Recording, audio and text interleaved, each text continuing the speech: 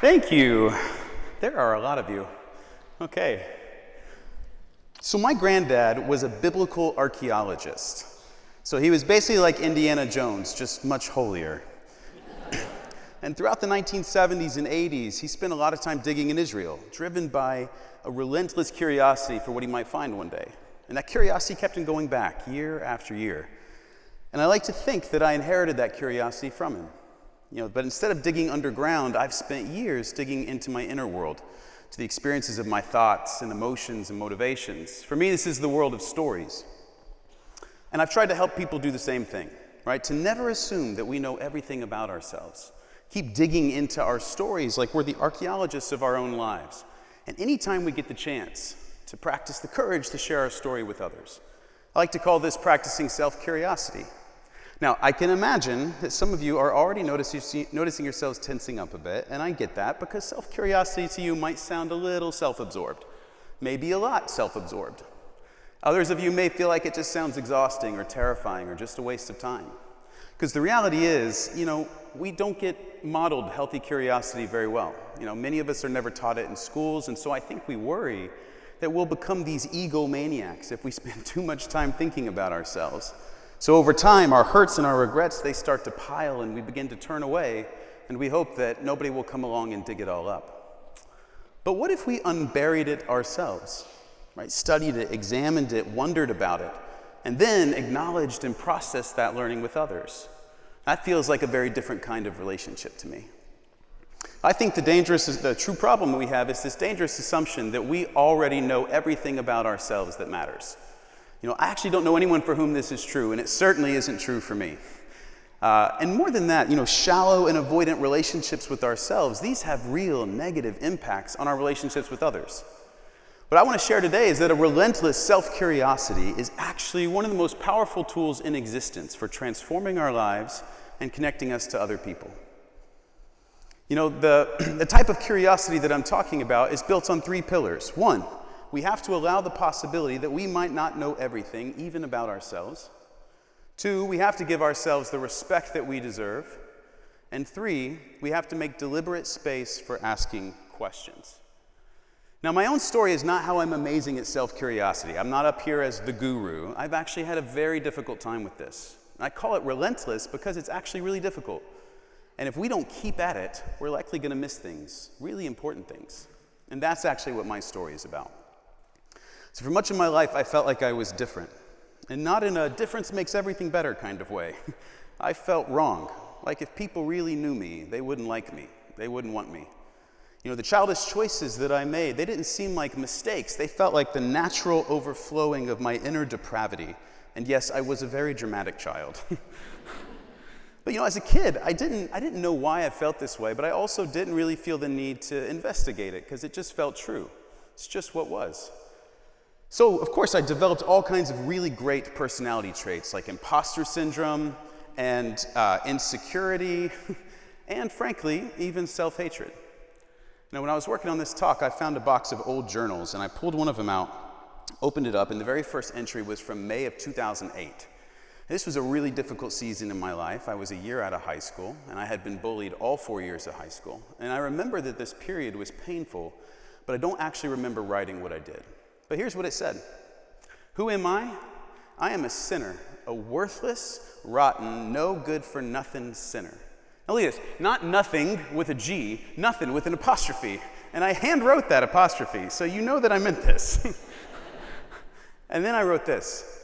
Continuing to live disgusts me sometimes. Why? Because I know I deserve to die a ruthless death and end my pitiful, meaningless existence. By the way, if you ever wake up one morning and you're in the mood for some intense vulnerability, I highly recommend putting your self-hatred journal on the Jumbotron for everybody to see because it'll get the job done very quickly. When I first read this again, I was like, damn. because I had honestly forgotten just how honest I was with myself about my hatred. Because here's the thing, on paper, I had everything. I had 2 amazing, loving parents that are here today, great siblings, financial security, close friends. I was always top of my class. I was one of the top athletes on any sports team that I played on. I was even voted best all around my senior year of high school. And none of it connected down deep the way that I needed it to. And so I began to think that there must be something that I'm missing, something that I don't know about my life. And this is the first pillar of the practice of curiosity. We have to embrace the fact that we don't know everything, even about ourselves, that we actually have something to learn. You know, in a lot of the circles that I run in, there's this fairly popular sentiment that you are the expert on yourself. Has anyone ever heard this sentiment? You're the expert on yourself? Apparently we don't run in the same circles because nobody else has heard this. But you are the expert on yourself, right? This is only kind of true because we are certainly authorities on our life and stories, but simply experiencing something does not mean we are necessarily experts in understanding the significance of that something. This is why we talk to friends or we get coaches or pay therapists, because we need other people to help us understand the intricacies of our own lives. I personally have spent a solid 10 years in therapist's office trying to understand mine, looking for answers. And they have given me a fair share of them. Right? I got clinical answers like depression and anxiety and addiction. I got value judgment ones like you have no self-control, or sin in the case of one therapist that I never saw again.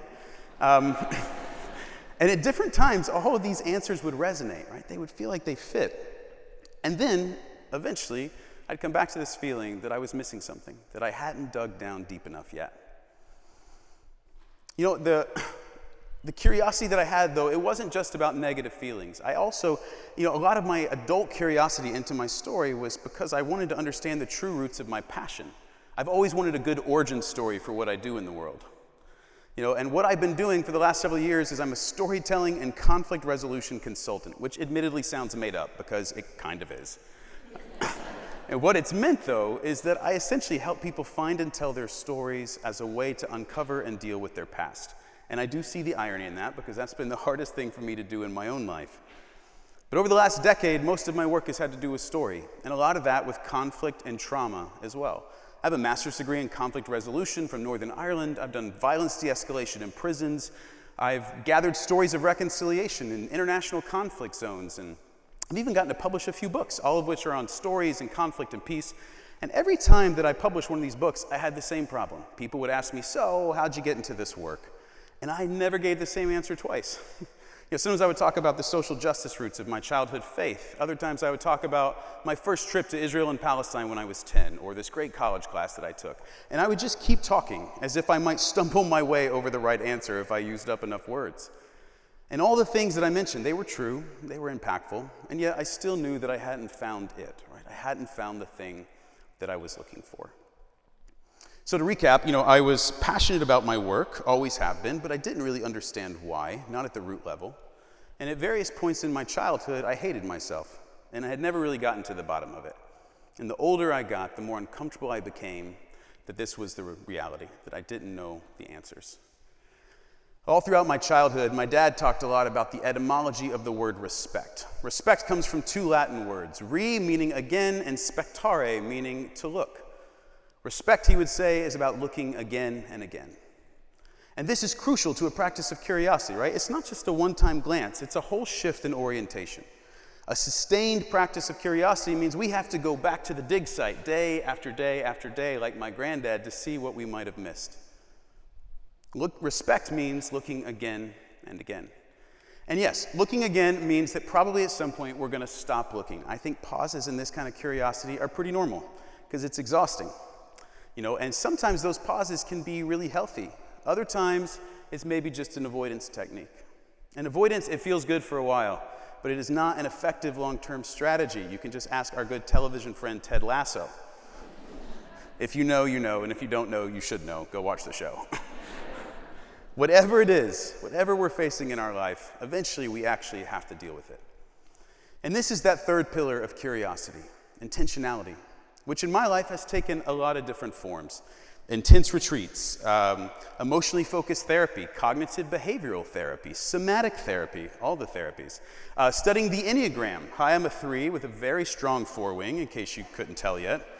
Some of you were like, this is the 4th talk we've ever heard. We definitely knew that you were a 4. It's not a problem. You know, I would do recovery circles and meetings, drinking whiskey. Sometimes that helps. And lots of shame studying. And by that, I don't mean shameful studying. I mean studying shame and conflict and trauma. And all of these things at different points, these were all incredibly helpful for me. And through a sustained engagement with each of these, I was finally able, quite serendipitously, to discover the thing that I was looking for. For most of my life, I've been searching for marginalized and unheard stories like it was my mission. Because what I've known experientially is that being present with people in their stories of pain is a deeply meaningful experience for me. And I had lots of theoretical and philosophical reasons why this was, but I didn't know the embodied reason until one day I realized it. I was sitting with a friend, a new friend, and she was telling me about the death of her child, who had endured a lot of bullying in school. So I began to tell her my own story of being bullied in school, and I decided to share more details than I normally would, things that I hadn't really shared with other people. And as I spoke, I suddenly heard the words and saw the images and remembered the scenes in an entirely new way. It was like I had finally dug around long enough that I could make out the shape of what was lying there buried. And so I said to her, in very genuine shock, "Do you think that I was sexually assaulted?" And she said, somewhat surprised by the question, she was like, "Absolutely you were." And it was like a light flipped on inside me. Right? Like the language of what had happened to me in high school had finally caught up with my body's experience of what had happened. Because here's the truth, as I've now come to realize it. For the first 2 years of high school, I was chronically sexually assaulted by juniors and seniors in my sports teams. Every practice or game, I wondered if it was going to happen again. I actually ended up quitting baseball altogether after only the first year. And in the 4 years that I played high school basketball, I never once took a shower in the locker room. Sometimes that meant I sat in sweaty, nasty clothes for 2 hours on the bus ride home after a game. You know, these assaults, they weren't about sexualizing me, obviously. They were about humiliating me. These guys wanted me to feel powerless, to feel like I was a nobody, and it worked. Remember that journal entry? Right? A very powerful and twisted narrative began to take hold of my mind. I began seriously believing that I was disgusting, worthy of violence and punishment. You know, there's a saying from Richard Rohr, at least I first heard it from Richard Rohr, that trauma that is not transformed is transferred. And I began to transfer my share of it, especially to people that I dated. I was controlling and manipulative, condescending. I could be inappropriate, push people's boundaries, say shitty stuff. I've had to make a lot of amends in my life. And it probably won't surprise you that it wasn't long after these assaults started happening that I really began to hate myself. And I don't know that anyone actually knew what was going on, not necessarily in the locker room or even within me, because I kept burying that deeper and deeper. I think I did that for a lot of reasons, but perhaps mostly because I simply didn't want to crack apart. But we don't always get what we want, and so the cracks formed anyway, and at the age of 20, I attempted suicide. Only 1 year after that terrible journal entry. Now, spoiler alert, it didn't work, thank the Lord. And this is when my practice of self-curiosity and therapy really began. But even as a teenager, right, this truth was already buried in me. It was just going to take me years of regular looking and digging to find it again. So these 3 components of curiosity, humility, respect, intentionality, they have sustained me for years. And I think they can do that for any of us. Right, your practice could look very similar to mine, with retreats and therapy and talking to friends, and it could look different, right? You could do poetry or art or songwriting, meditation or mindfulness. You could hire a coach or a spiritual director. You could even do yoga or dance or any number of other embodied experiences, because I have been quite shocked to learn that it isn't just our minds that experience our lives. Our bodies are also there. And so, you could even take a memoir writing course or just sit at your table with a paper, pen, and the right questions. And I promise it'll all be worth it. Because when we become more curious about our lives, we become more curious about other people's lives. The more that we can open and honestly share about our stories, the more we open the door for others to do the same. And when we can own the hurts that we have endured, both those that we have experienced from others and that we have given, we become far less likely to perpetuate more harm out into the world. About a month ago, when I was sitting at my computer working on this, it suddenly dawned on me that the English word curiosity comes from the Latin word curare, meaning to care or to heal. And here I should make a very quick shout out to my mother for making me take those 4 years of high school Latin. Thank you very much, Mom. Very much appreciate that. So etymologically, to practice curiosity is a deep practice of healing. And it's a practice that I really love inviting people into, which is exactly what I'm going to do in the next season of my work. I'll be doing it through my new venture called Becoming Restoried, which is an online community of people gathering weekly to explore the stories of our lives through curiosity and compassion so that we can live lives of more purpose and alignment. This is work that has blossomed ever since this realization about what happened to me in high school. Because I can't tell you what a gift it has been to finally be able to connect my core sense of purpose to my core experience of pain. Because it turns out that trauma that is transformed can actually be one of our best tools for making the world a better place. Recently I was talking to my therapist and I said this: I just wish that I could learn to love and trust myself, because I feel like that's what all of this comes down to. And she said, smiling and leaning forward just a little bit, she said, can I tell you a secret? You already do. It's actually innate to everybody. We are all born with pristine mirrors through which to see ourselves with love and trust. The problem, she said, is that your mirror has become so covered in muck and debris that you can't see the truth of who you are anymore.